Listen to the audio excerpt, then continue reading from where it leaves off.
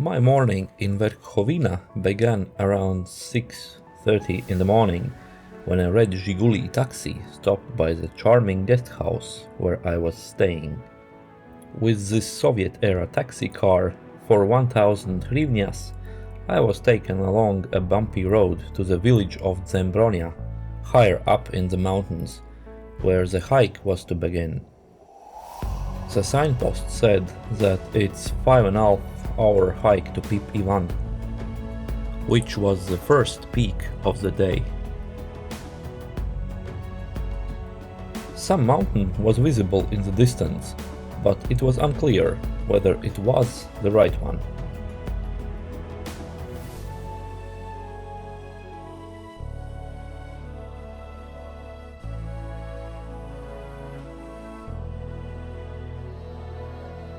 I hiked for 50 minutes to a remote guest house from where many people start their climb to Pip Ivan.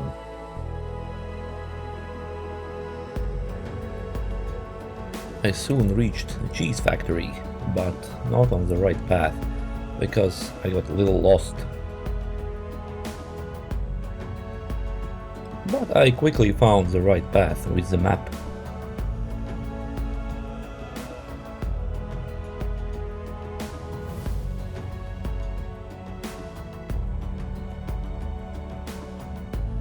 Drinking water at this stage was at several places along the trail.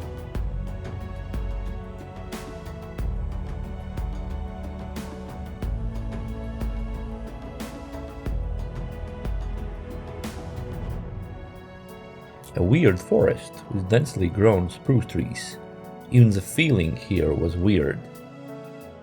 It felt like at any moment a witch or a group of gnomes would crawl out of the forest thickness.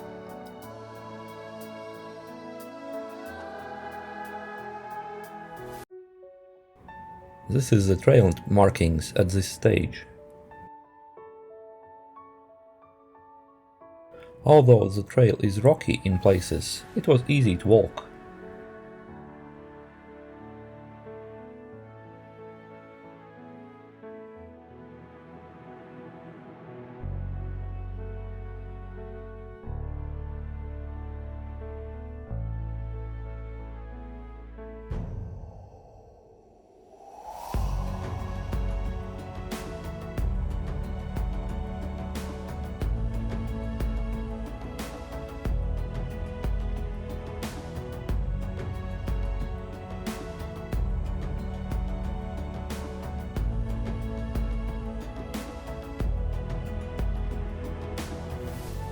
I saw a rather large grey snake on the side of the trail, but as usual I didn't have time to film it, because it quickly disappeared into the bushes. Several of the snakes found in Ukraine are venomous, and the larger ones tend to be aggressive, so some caution is required. Considering the amount of snakes, as well as the mud and small rivers, I decided that my light boots were the best choice of footwear for this hike.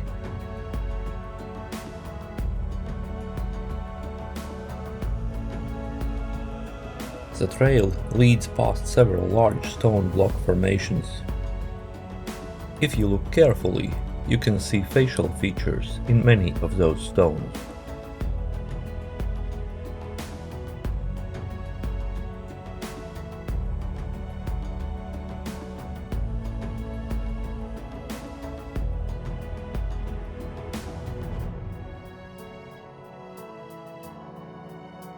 I knew that a rock called Eared Stone should be somewhere here, but the further I climbed, the less sure I became which one of them the Eared Stone really was. Maybe this frog head. Unfortunately, there were no signs either.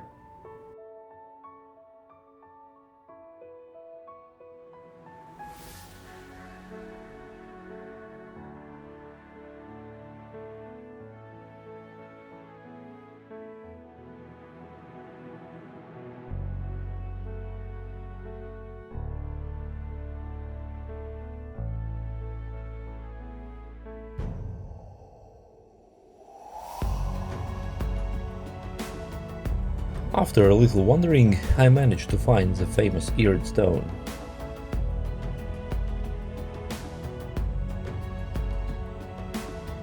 And even managed to climb on it.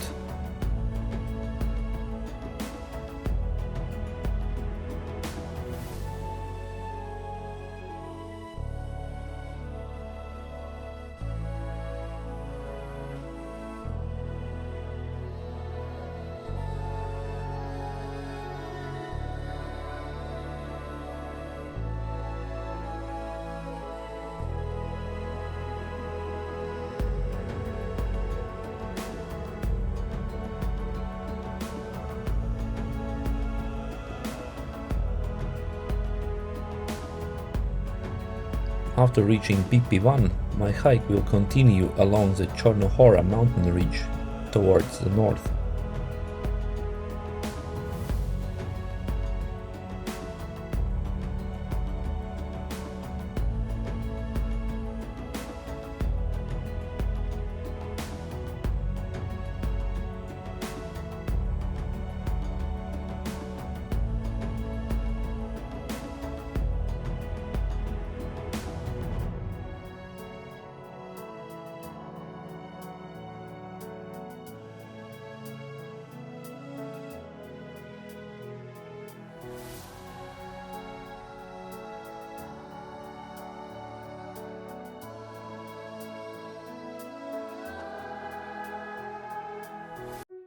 No more than half an hour left to Pip Ivan.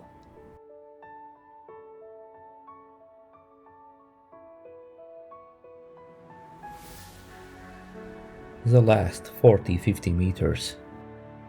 Total time 5 hours 20 minutes, even a little faster than planned.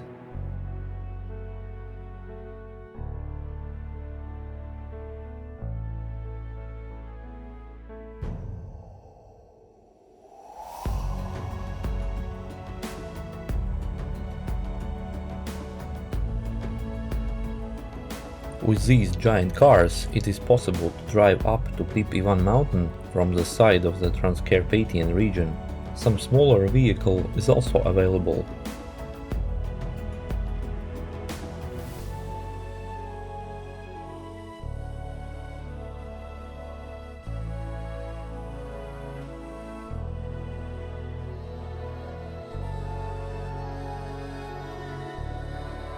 At the top of the mountain there is an observatory, which Poland started building in 1936, because at this time the territory was part of Poland.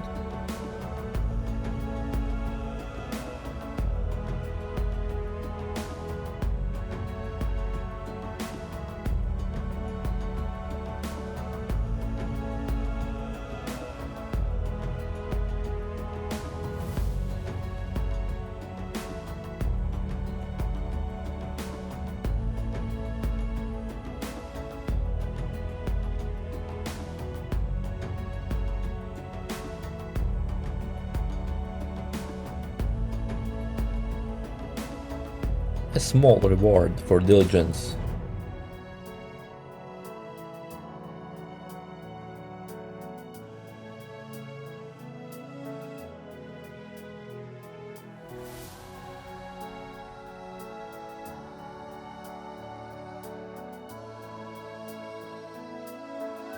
In the very distance you can see Mount Hoverla and Mount Petros. I will leave these two peaks for the next hiking days, because today I will not physically be able to reach them.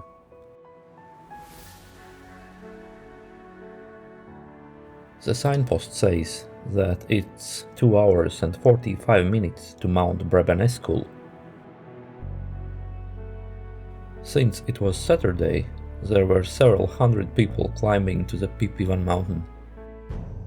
Especially young people who seemed to be going on class trips with their teachers. However, there was not a single hiker in the direction of Mount Brebeneskul. Only later did I meet several small groups of people heading towards Pip Ivan mountain.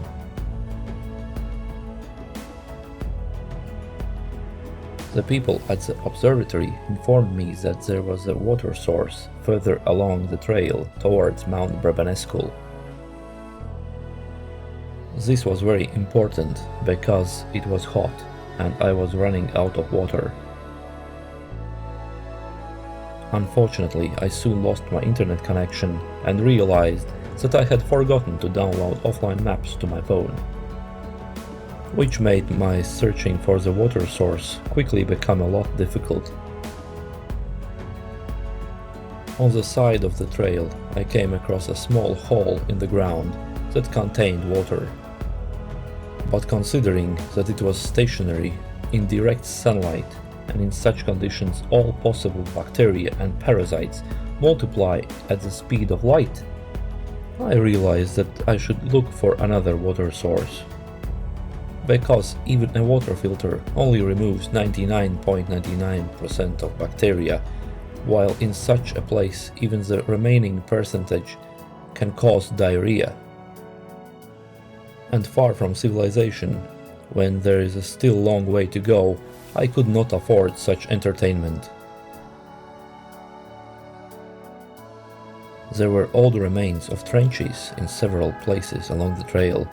These were used in the First and Second World Wars.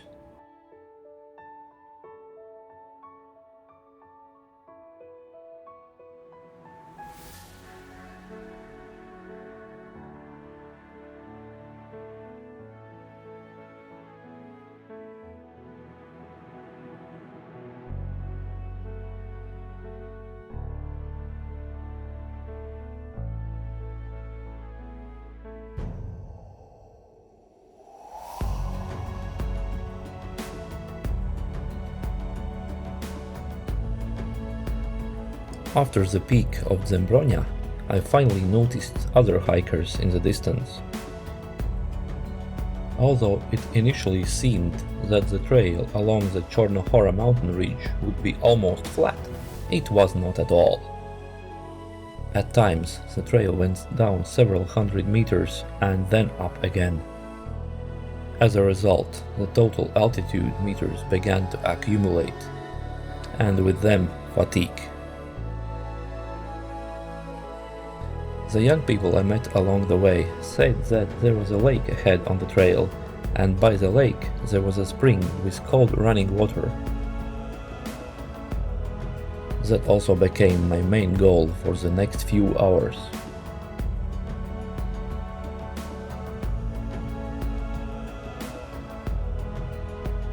At times, however, the trail continued along relatively flat terrain, which gave my muscles and knees at least a small opportunity to rest. However, the lack of water became an increasingly big problem.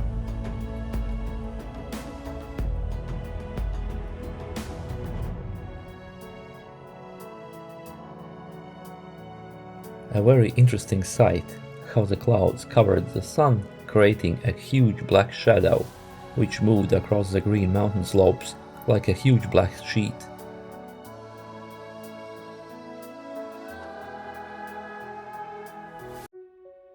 By meeting two hikers along the way and telling them about my planned route for the day, I received worried looks and a wish, good luck. Probably this meant that I should hurry. But it was to be easier to say than done, because the next hill was steeper and the climb required more and more effort and precious time.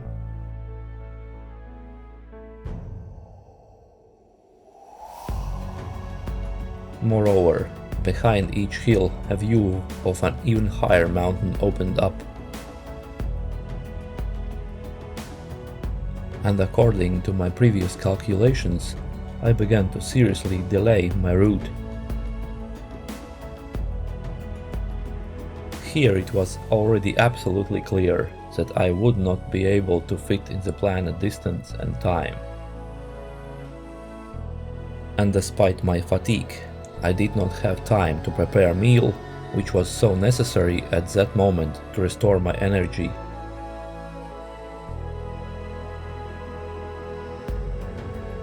From the markings on the snake's back, you could tell that it was one of the venomous Ukrainian snakes.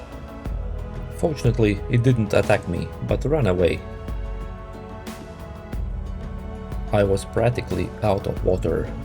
Only 0.2 liters of small Pepsi bottle remained, which was so-called untouchable minimum. But behind this hill there was supposed to be the lake Brebeneskul, and supposedly a spring near it. The mountain peak was within reach. Unfortunately, when I reached the top, I learned some grim news. This was not Brebeneskul mountain, but another mountain called Menchul. And to reach Brebeneskul, there was still a decent climb down, and then climb up again. The snow in the distance on the Brebeneskul slope gave me some little hope. Snow means water, so I hurried there. Some of the time was also taken up by talking to the fellow hikers I met on the way. But without doing that, I would not have gotten this wonderful gift. I was late already, but I couldn't overcome the idea of climbing down to the glaciers. Which I did, descending an almost vertical rock wall and bypassing the lower part of the ice field. Probably this was the only place in Ukraine where in the middle of the summer it was possible to find snow. Climbing this ice field directly wasn't possible, because rolling down and get some injury was very easy. It could be done with ice crampons, but of course I didn't have them on with this hike.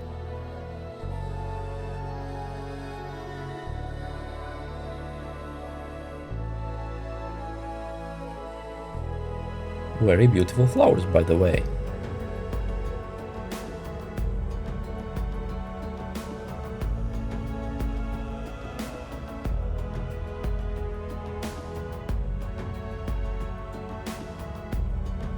Finally, I had reached today's highest point, Brebeneskul mountain.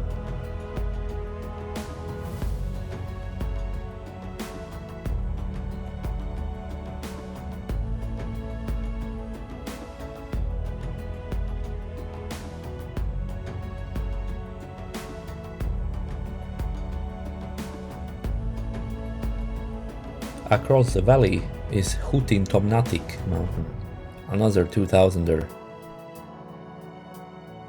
And by its foot is Lake Brebeneskul, which is the highest lake in Ukraine.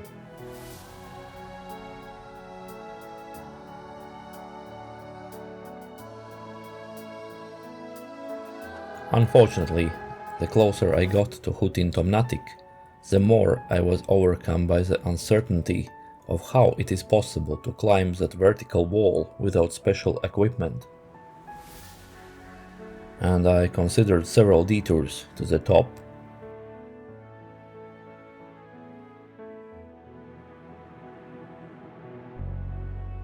There was a whole tent village by the lake. It was Saturday after all.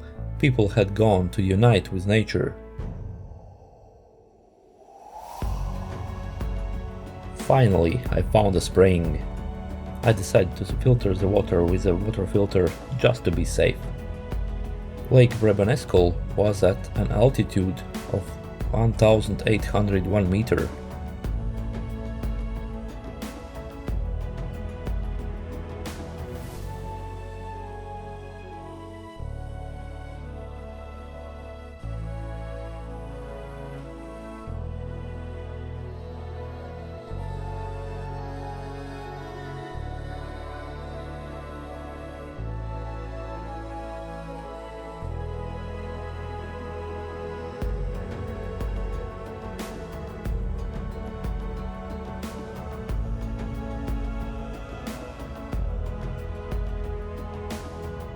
At the lake, I was told that the only real way to Hutyn Tomnatik was along the mountain range along Rebra peak. Although it was a detour, I had no other option at that time.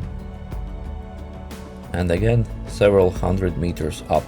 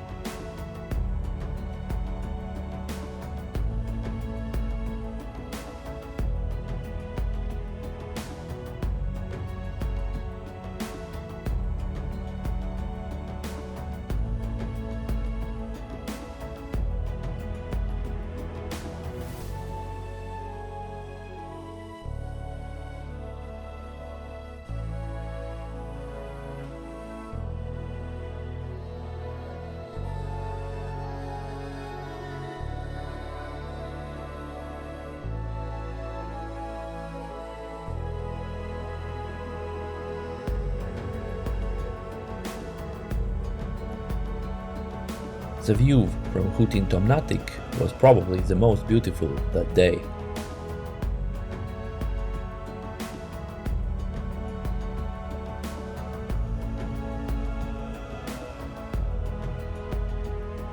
Unfortunately, the signpost I saw on the way to Rebra peak increased my pulse more than the mountain I had just climbed. The village of Bystrets was a 5.5-hour walk away. I hoped it was a mistake, because I only had 2 hours left until the taxi that would be waiting for me in the village of Bystrets. The telephone connection was not working, and the phone battery was also at its last few %.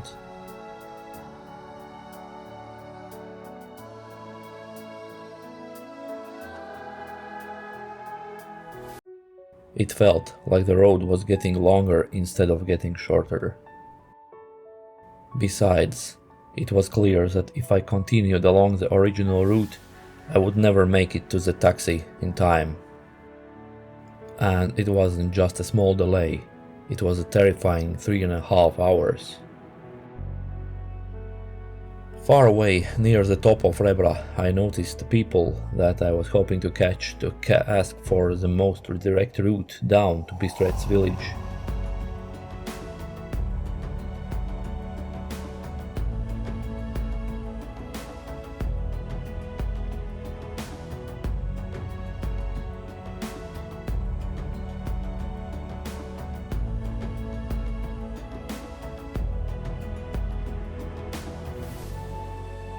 In the distance, Mount Hoverla was visible, and even further away, Mount Petros.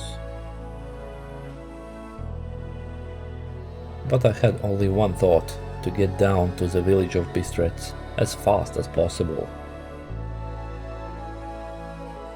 From the hikers near Rebra, I learned that the village of Bystrets was indeed 5 to 6 hours away. Maybe 4 if I run. But the rocky trail was not the best surface for running, and I already had walked without stops for almost 12 hours. I didn't have a plan B. At times I started running and sliding down the rocky slopes, trying to save some time.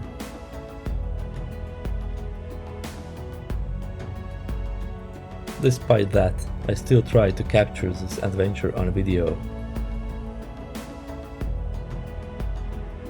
But after a while, the traces of the trail disappeared, and it was clear that I had lost my way. While wading through the long grass, I felt something slithering past my boots, but I didn't have time to stop or be more careful. I just had to hope that the snakes wouldn't bite through my softshell pants. I noticed a river in the distance, and in the morning, while driving up the mountain to the village of Zembronia, I had noticed a river that flows from the side of the village of Bystrets and flows into the Chornohora river. If I managed to stay close to the river, I would at least have some minimal navigation. In the distance, I could hear the sound of livestock bells. Livestock meant civilization, and in that direction I ran.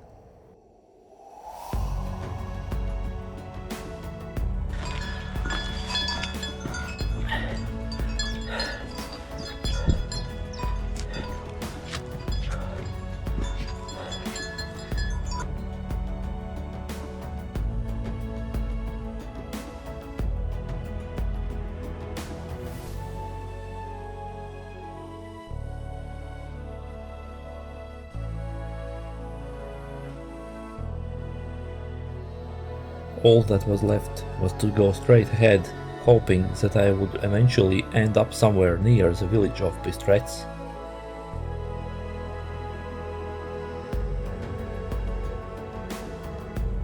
Along the way, I noticed something like a chapel.